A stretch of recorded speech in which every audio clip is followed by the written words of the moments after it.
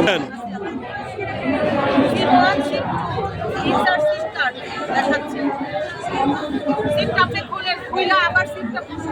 আপনারা দীর্ঘদিন আমাদের সাইডে গ্যাস নাই, আপনারা রাস্তা অবরোধ করতেছেন, এ ব্যাপারে কিছু বলেন। আসলে রাস্তা অবরোধ করা তো আমাদের উদ্দেশ্য ছিল না। আমরা গত 1.5 বছর থেকে গ্যাস পাচ্ছি না, গত 6 মান্থ টোটালি কোনো গ্যাস আসতেছে না।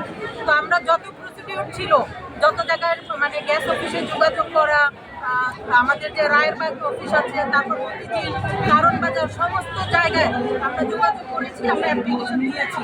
তারা কোনো প্রকার কোনো রেসপন্স করে নাই। আমরা আজকে সবাই গ্যাস অফিসে গিয়েছি, প্রশাসন আমাদের সাথে ছিল, যাত্রাবাড়ি থানা প্রশাসনকে জানানো হয়েছে, ওনারাও আমাদের সাথে যোগাযোগ করছে।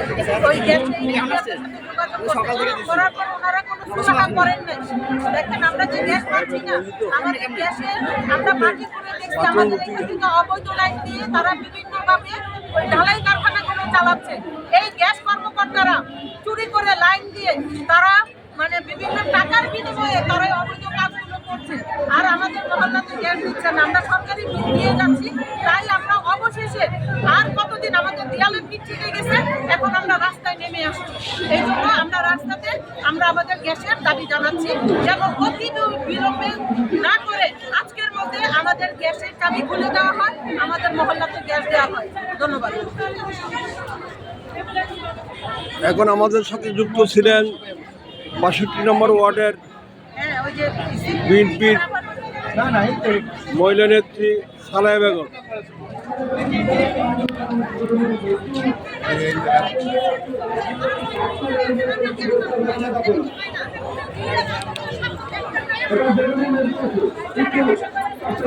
ঢাকা চট্টগ্রাম মহাসড়ক ৬২ নম্বর ওয়ার্ডের গ্যাসের দাবিতে ঢাকা চট্টগ্রাম মহাসড়ক অবরোধ চলছে।